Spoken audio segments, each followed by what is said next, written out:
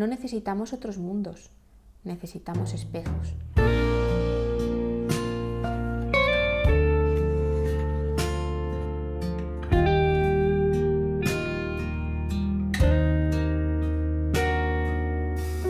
Hola, ¿qué tal? Buenos días, ¿cómo estáis?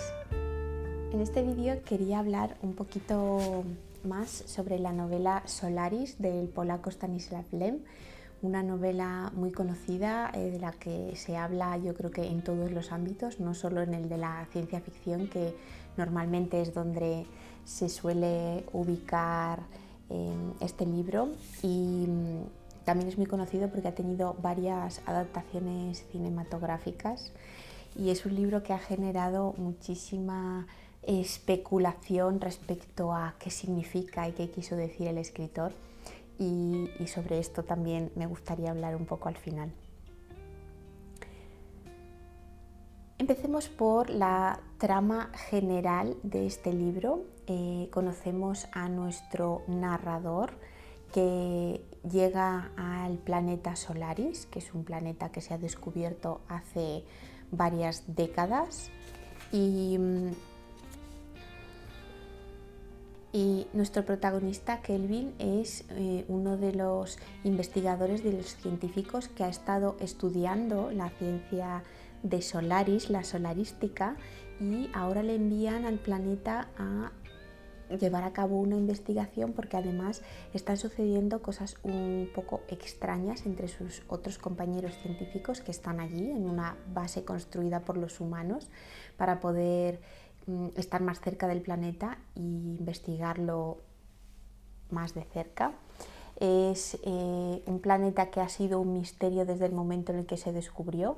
Se cree que tiene una inteligencia, además una inteligencia muy alta, que sabe cómo utilizar y de hecho utiliza todas las, vamos a decir, funciones, entre comillas, de la física y de cómo funciona el universo. Y los humanos quieren saber en qué consiste esa inteligencia y quieren poder comunicarse con ella. Pero aún no lo han conseguido, a pesar de que llevan varias décadas, muchísimos científicos, muchísimos recursos invertidos. Y esta es una primera parte de la que nos queda bastante claro al principio, es esta obsesión de todos los solaristas, es decir, un grupo inmenso de la comunidad científica que literalmente se ha obsesionado y ha dedicado, hay muchísima gente que dedica su vida entera a estudiar este planeta con el convencimiento de que van a ser capaces de entenderlo y en algún momento de comunicarse con la inteligencia que lo habita, vamos a decirlo así.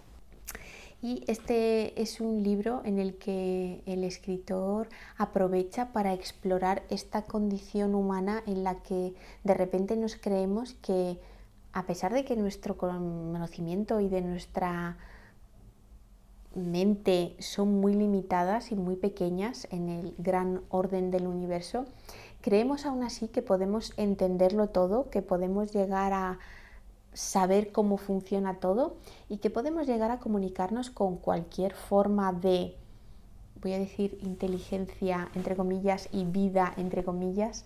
Tenemos esta obsesión en la que todas las cosas deben parecerse a nosotros, y esta es una de las cosas que más nos limita, ¿no? Entonces el escritor, por una parte, hace una crítica al género de ciencia ficción que siempre aparecen extraterrestres, pero que de alguna forma se asimilan o bien en su lenguaje, o bien en su forma, o bien en su manera de relacionarse a lo que nosotros conocemos, es decir, a un habla, a un ser que tiene brazos, manos y piernas y ojos, y un ser que vive en sociedades, que se agrupa con otros seres similares, bueno, en fin, tal y como vivimos los humanos. Entonces, por una parte, es una gran crítica a esta obsesión con que los extraterrestres tienen que asemejarse en algo a los humanos. Por otro lado, es una gran crítica a los dos pilares fundamentales que sostienen nuestra sociedad, que son la ciencia y la religión, y explora un poco a través de los personajes que tienen estas creencias tan fijas, tan fuertes y tan intensas, ya sea en la rama científica, ya sea en la rama religiosa o en ambas. Y ese debate sobre la ciencia moderna y sobre la religión es muy interesante, es bastante intenso. Y la verdad es que ahí en la parte científica hay un desarrollo bastante profundo, es decir, entra en bastante detalle cómo se ha estado estudiando Solaris y qué libros se han escrito y cuáles son las diferentes teorías. Por cierto, tantas teorías como científicos han intentado aportar una teoría, y nombra muchísimos científicos, casi todos inventados, y aquí me llamó la atención, excepto Einstein y Newton. Y además nombra un montón de otros personajes históricos inventados, pero hay otros dos que no son científicos, que son personajes reales, y uno de ellos es Platón y el otro es Don Quijote. Esto simplemente como curiosidad, ya que, ya digo, aparecen muchísimos nombres de científicos y de personalidades, excepto estos cuatro que digo, que puede ser que se me haya escapado a uno, pero me llamó la atención que estos cuatro son los únicos que conectan con nuestro mundo real. Más cosas curiosas que me han llamado la atención del libro y que sin duda no es al azar, y es que Solaris es un planeta que tiene dos soles. Uno de ellos es rojo y el otro de ellos es azul, con lo cual siempre, casi siempre es de día, vamos a llamarlo así, y bueno, hay atardeceres rojos y atardeceres azules, lo cual me pareció evidentemente muy simbólico, pero a la vez muy bonito. Esa parte me gustó mucho. Es una historia que tiene muchas capas y yo creo que tiene muchas interpretaciones. De hecho, una de las cosas que se comenta en el prólogo, que está escrito por Jesús Palacios, es sobre el hecho de que el escritor haya conseguido con esta novela generar un poco el mismo interés obsesivo, voy a decir, en intentar entender y estudiar esta novela como novela, al igual que dentro de la novela la gente está obsesionada con el planeta Solaris. Entonces esta un poco metarealidad que el escritor, entiendo que no pretendía con su novela, me parece que incluso añade al interés de este libro, ya que, como digo, se ha teorizado muchísimo sobre qué quería decir, sobre cuáles son las conclusiones, porque el autor deja todo muy abierto a la interpretación de los lectores, lo cual también, por otro lado, me gusta mucho. Y me gusta también que esta novela está escrita por capas.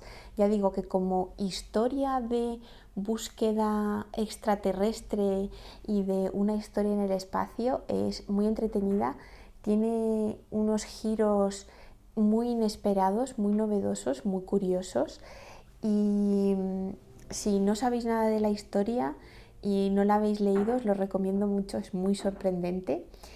Y también, por supuesto, como ya he dicho antes, el autor aprovecha la excusa del planeta Solaris para ahondar en esta obsesión que tenemos los humanos por querer entenderlo todo y por querer saber cómo funciona todo, y sobre todo porque nos creemos capaces de entender cómo funciona cualquier cosa del universo.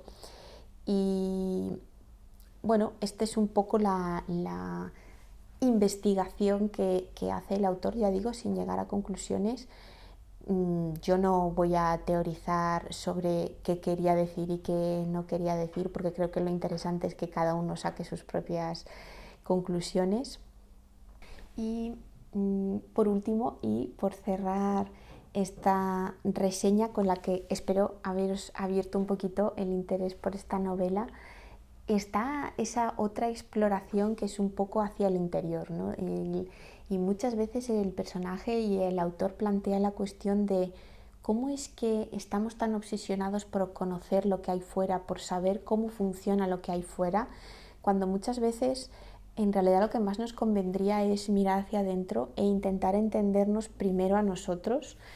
Y la verdad es que esa cuestión quizá es la que más se ha quedado conmigo de toda la exploración espacial que se hace en el libro, y es cómo es que muchas veces nos obsesionamos con ir más allá, hacia afuera, cuando realmente necesitaríamos parar y cuestionarnos qué es lo que hay en nosotros e intentar entendernos y conocernos mejor a nosotros mismos antes de ir a otros sitios y a otras cosas. Y bueno, como nota curiosa sobre la edición, quería decir que esta es una edición con una traducción directa del polaco de Joanna Orzechowska, y ya que hasta el momento se habían hecho traducciones normalmente del francés y no directas del original polaco. Bueno, y por último quería terminar con uno de los párrafos que yo creo que es bastante representativo de todos los temas que se tratan y que se exploran en esta novela. Salimos al cosmos preparados para todo, es decir, para la soledad, la lucha, el martirio y la muerte.